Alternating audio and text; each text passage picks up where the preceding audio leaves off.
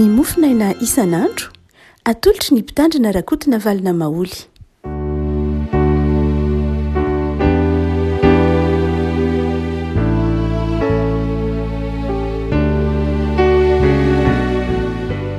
Faramiarabantsika rehefa malalatra ty sabotsy fa 7 volana janoary ity. Ny mofinaina voalahatra ao antsika dia ny filasan'ny tsaramaso araka ny jaona. Jaona toko fahasivy andiny voalohany ka hatramin'ny fahafito. Jaona toko fahasivy andiny voalohany ka hatramin'ny fahafito fakitsika amin'ny anaran'i Jesoa. Raha nandalo Jesoa dia nahita lehilahy jamba aritry ny fony voateraka ary ny mpianany nanontany azy hoe raby io, iza moa nanota io lehilahy io va sa ndray aman-dreny no dia teraka jamba izy? Jesoa namaly hoe tsy io lehilahy io nanota na ndray aman-dreniny fa ny anehoana ny asan'Andriamanitra eo aminy. Isika tsy maintsy manao ny asana izay naniraka raha mbola atoandro. Avy ny alina ka tsy mahazo miasa ny olona. Raha amin'izao tontolo izao dia fahazavan'izao tontolo izao. Rehefa nilazana izy dia nandroa tamin'ny tany ka nanao feta tamin'ny rora dia nahoso ny mason'ilay jamba. Ary hoy izy taminy, andesa sao ny masonao any amin'ny Farisy sy Loama izay atao hoe raha dikany rahina. Dia lasa izy ka nanasa dia niverina nahiratra. Ray masino, manamasinana ny fahamarinana teninao ny fahamarinana. Amen. Mandrakariva rehefa misy zavatra mitranga dia mitady mandrakariva zavatra tranga tsy mety na hafahafa na tsy mahazatra dia na tsy mifanaraka ny lôjika ny olombelona dia mandrakariva fanaontsika olombelona mametraka fanontaniana hoe iza ny diso? Iza ny diso? Ary mandrakariva dia mitady boka émissaire tsika, izany hoe mitady olona na zavatra ametrahantsika hoe iza ary ny tena tompona andraikitra ny tsy fitezan-javatra. Dia eto dia misy lehilahy teraka jamba, fa lehibe izy zany. Nandritry ny taona maro izy dia jamba, teraka jamba, asa firy taona ity lehilahy ity zany. Dia avy ny mpianatra nametra-panontaniana, matoa jamba ity olona ity, dia izao na izy nanota na ny ray aman-dreniny nanota. Zany hoe amin'ny lôjika ny mpianatra, satria ny mpianatra novolavolaina tamin'ny théologie deutéronomiste. Ny théologie deutéronomiste dia ny hoe matoa misy zavatra mitranga amin'ny fiainanao, matoa voa ianao dia izao, na ianao zany nanota, na ianao nanao zavatra tsy nety teo amin'ny fiainanao. Io no olana izay nahatonga an'ireo naman'i Joba, ry Elifaza, ry Bildada, nahatonga ny Joba, nahatonga azy ireo niteny tamin'ny Joba manao hoe matoa anao ry Joba, ohatran'izao ny fiainanao, matoa ianao mandalo zavatsarotra tahaka izao, matoa ianao rava fananana, matoa ianao rava harena, matoa ianao maty zanaka dia nanota ianao zay. Raha olona manao tsara tsy ohatran'izao ry Joba. Ary dia eto koa ny mpianatra dia nametra-panontaniana, satria izay ny théologie deutéronomiste. Hitantsika manao hoe raha manao tsara ianao dia mahazo tsara, raha manao ny ratsy ianao dia mahazo mikapok'Andriamanitra. Ary satria ianao manao ny ratsy, satria ianao mandalo zavatsarotra, na misy faharavana na misy zavatra tsy mety eo amin'ny fiainao dia izao ny valiny, dia izao mametra fanontaniana fa nisy ota nataonao zany. Dia izay koa nataon'ny mpianatra tamin'ity lehilahy jamba ity, manao izay lôjika deutéronomiste izay hoe na io teraka, na io nanota dia teraka jamba, sa efa jamba, ahoana moa ny anontany'ity lehilahy ity izy mbola kely, na koa hoe ndray aman-dreniny nanota. Dia hotsika manao hoe izany zavatra zany no tiany Jaona nazery eto raha mitantara ny tantara ity izy tamin'ny fahagagana nataon'i Jesoa manao hoe tsy zany. Izay zavatra mety mitranga eo amin'ny fiainantsika dia tsy voatery avy amintsika, tsy voatery ota mandrakariva, fa misy tena hoe mba hanehoana ny asan'Andriamanitra. Tiany Jaona atao dia izao manao hoe Andriamanitra fitiavana, ka dia mety ataon'Andriamanitra fitiavana hanehoana ny asany ny zavatra mitranga rehetra. na tsy mety ary naverina ho ratsy azy de ain'andriamanitra tao mba hatsara ny fiainantsika sy anehoana ny asan'andriamanitra. Ndraindray rehefa mijery ny andavanandrom-piaina mpino iny sika de ndraindray misy mpino tsy mampahery fa ndraindray manao tahaka nyreto apôstôly reto ndraindray raha moa de mahita devoly amy toerana rehetra hoe matoa ianao vonin-giripa de misy devoly zany, matoa ianao marary kibo de misy devoly zany. Eny ny devoly mo devoly eny ihany izy natao hanimba zavatra fa izao ny mpanompon'andriamanitra nke mpanompon'andriamanitra raha teo e. Noho zany de zao tsy voatery hoe zay zavatra rehetra mitragnantsika dia de zavatra vokatry ny fahotantsika tena eto tsy nanota mihitsy le lehilahy tsy nanota koa ny ray aman-dreniny fa itsika ny zatra ny solomasony hoe mitondra amitsika ny fanazavana ny zavatra rehetra de zao ny fahotana foana hoe matona isan'izao de misy fahotana zay de ho Jesosy tsy zay no izy ka tsy zay no izy fa ny zavatra hitranga de zao te hiasa Andriamanitra, te haneho amitsika fa mahay ny zavatra rehetra izy, te haneho amitsika fa na inona zavatra amy fiainantsika de zao azon'Andriamanitra vahany zany, zay fotsiny dikany. Afaka malala teny Jesoa iova toe-tsaintsika eo mpamakina toy ny Jaona 4:7 manao hoe aza variana mametram-panontaniana hoe iza ny diso na iza ny marina.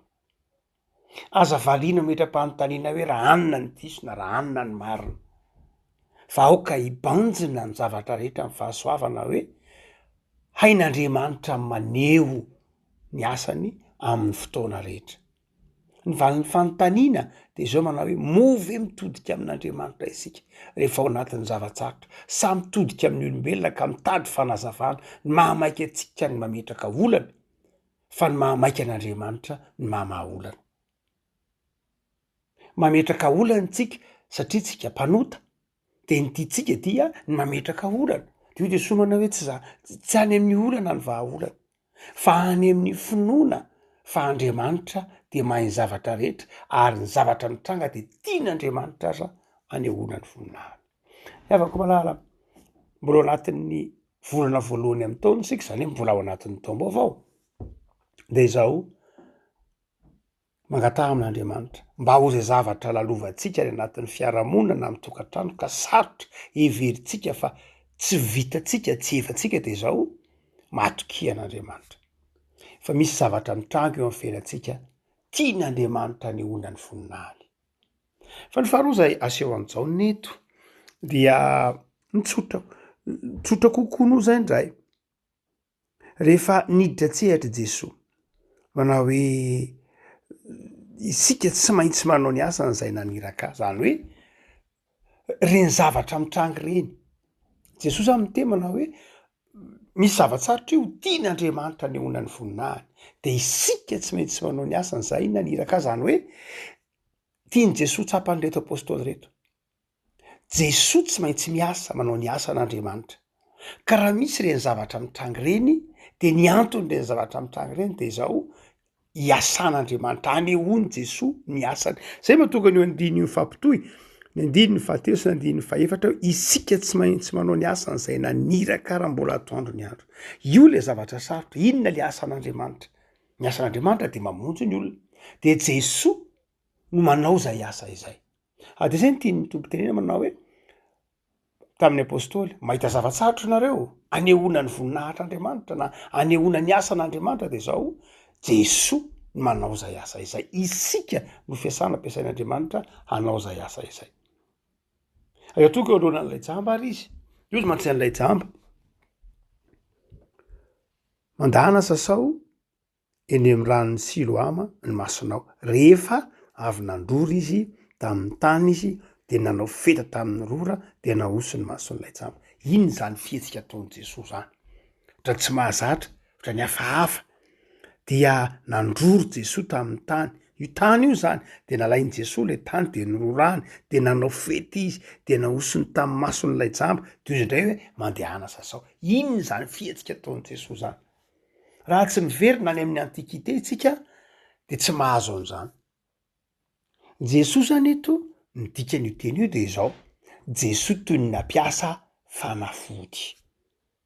Jesoa toy ny tsabo zay ty andiny ny faseniny ty Jesoa ny tsabo aneo ny asan'Andriamanitra zay ny dikany teny hoe ny asa zay teny Jesoa hoe isika tsy maintsy manao ny asany zay naniraka atsika de Andriamanitra de ny asa Jesoa de inona nataony Jesoa nitsabo izy ay asan'Andriamanitra ny fitsaboana zay ny tenin' Jesoa tsika tsy maintsy manao ny asan'Andriamanitra ina ny asa nataony Jesoa eo de nakafety izy de nanositra nanisy roro izy de ay asan'Andriamanitra ny fitsaboana satria mantsy mieritreritry olona manao hoe Andriamanitra rehefa manasitrana ange de tsy mila fitsaboana Andriamanitra rehefa manasitra de niteny fotsiny sitrahany soamatsara fa tsy zay ny eto nampiasa fety Jesoa ary le fety nataony Jesoa zay tondroiny hoe asan'Andriamanitra satria tsika mieritreritra ny hoe ny fanafody nge tsy ilaina ny fitsaboana tsy ilaina ny siansa tsy ilaina tsy ry avako manara tena asan'Andriamanitra reny fa meriperitsika eto manao hoe ny devoly nge tsy tia fahalalana zara ny devoly ara dondrona daholo ny olona zara ny devoly ara tsy manam-pahalalana daholo ny olona zara ny devoly ara bady daholo ny olona fa tsy zany ny asan'Andriamanitra ny Andriamanitra tsika de zao Andriamanitra mampahiratra ny jamba mampahiratra ny sain'ny olona mampalady ny sofon'ny olona mba hahatonga ny olona ahita hahatonga ny olona ahiratra hahatonga ny olona hafantatra ny manodidina azy noho zany de zao ny siansa de tsy avy amin'ny devoly mihitsy fa ny siansa avy amin'Andriamanitra ny fitsaboana de avy amin'Andriamanitra ny fahaizana mampahalana de avy amin'Andriamanitra de ao kary tsisy eritreritra manao hoe za tsy ilaiko ny tsy ilaiko ny mitsabo-tena tsy ilaiko ny mihinam-panafody eny azonao ataony tsy mihinam-panafody raha mitenanao manokana mety za amy finoko manokana de tsy hinam-panafody mety anao zany anao indraindray nanoho ny antony manokana fa zany tsy azo atao fitsipika mihitsy amin'ny fomba fiainana manao hoe za tsy nihina fanafody de sitrana no zany zao aza mihinana ny fanafody io koa tsia enao ny sitrana sy nihina fanafody noho ny antony maro samy hafa noho ny toe-batanao ve noho ny finoanao manokana ve noho ny fiveritresanao manokana amin'Andriamanitra ve fa zany tsy azo atao regla tsy azo atao mafiatra manao hoe za tsy nihina fanafody de tsy nanina no zany zao aza mba mihinana ny fanafody io tsy azo atao zany fa nombana olona zany fa Andriamanitra efa nanome naneho ny asany de nanome toeram-pitsaboana de nanome toera fanafody de nanome fahalalana ny olona izy mba hahatonga ny olona andray andraikitra ary ny toy ny tantara vao mainka manamafy an'izany dia hoy izy mandoe ndana sasao ny masonao any Siloama nasiany Jesoa nampiasainy Jesoa lay Siloama nampiasa tany Jesoa nampiasa rano Jesoa de naniraka Jesoa zany hoe sady niasa Jesoa fa nefa nampiasa koa sady niasa Jesoa no nampiasa fanafody Jesoa no nampiasa n'lay olona marary Jesoa hoe mandehana sasao zavatra telo be zao niantoka ny fahasitrana nyity lehilahy ty nampiasa fanafody Jesoa tany sy rano nampiasa ny rory izy zay sy fomba fanao tavampotona ny antikité moa tahaka ny diluilo tahaka ny hoe ampepam-boloboka tahaka ny hoe ampepana viavy be dehibe ny fampiasany antikité dia fomba fanao zany io tahaka an'ireny hoe tany manga be dehibe hitantsika ao amin'ny bokyny fanafody maso any Laodikisy ny tahaky be dehibe ny nampiasainy vampotona ny antikité tsika nampiasainy Jesoa zany fa nampiasainy Jesoa koa ny izy Jesoa izy Jesoa koa izy Andriamanitra ny asa ary de nampiasainy koa lay rangahy lavaka malala rehefa mitsabo sika de zay telo ray tsy miova mihitsy lay marary iraina mikarakara tena mitsabo tena Andriamanitra manasitrana ny fanafody ampiasaina zay fotsiny ihany zay lay asan'Andriamanitra tiany Jesoa tenenina hoe de zao ary anehoana ny asan'Andriamanitra lavaka malala am'izao taona vaovao zao de Andriamanitra te hiasa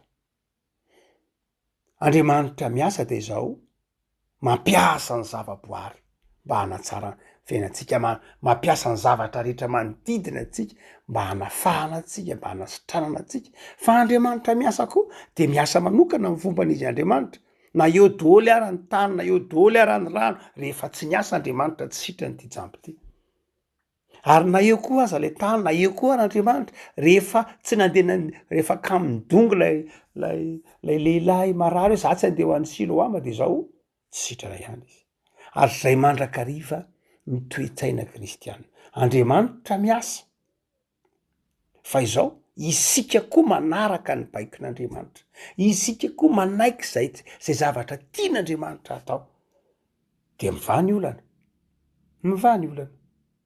vaovao ntaona ravaka malaza mete zao mpiara-miasa amin'Andriamanitra de mahatokian'Andriamanitra, aza variana mijery ny olana, aza variana mijery ny zava-tsatra fa tsy zany ny zava-dehibe fa Andriamanitra miasa ny zava-dehibe, isika manaiky hiasa ny zava-dehibe, ny masontsika manaiky Andriamanitra manolotra vahaolana amintsika amin'ny fomba n'izy Andriamanitra ny zava-dehibe.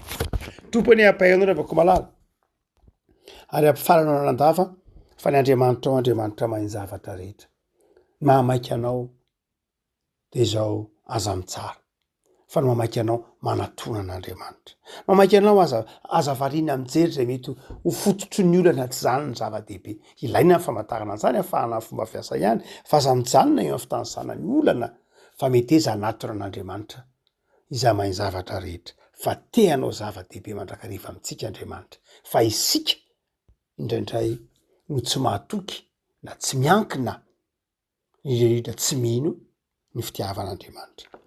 Ivavaka sika tompo ao zoranao zahay fa am'izao faran'ny herinandro ao de tianeo aminay ianao fa ny asanao Andriamanitra de fanasitranana, ny asanao Andriamanitra de fanafahana ary am'izay zavatra iverineo tsisy vahaolana indrindra aza ny tena anehoanao ny fahendrenao sy ny herinao.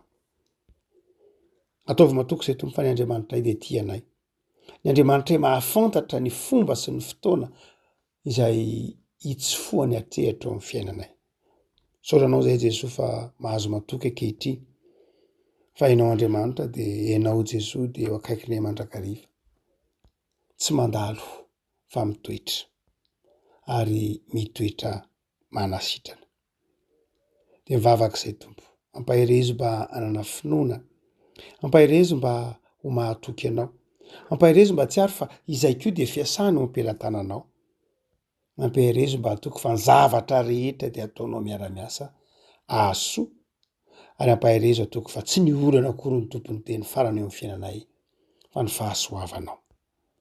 Dia misaotra noho ny am'izay rehetra nomenao anay tamin'ity herinandro tapitra ity, hiditra herinandro vaovao zay dia ataovy miorina mandrakariva ny fahatserovana fa sambatra izay manana anao ary tsisy zava-mahagaga tsy hainao. Misaotra Jesosy. Amen.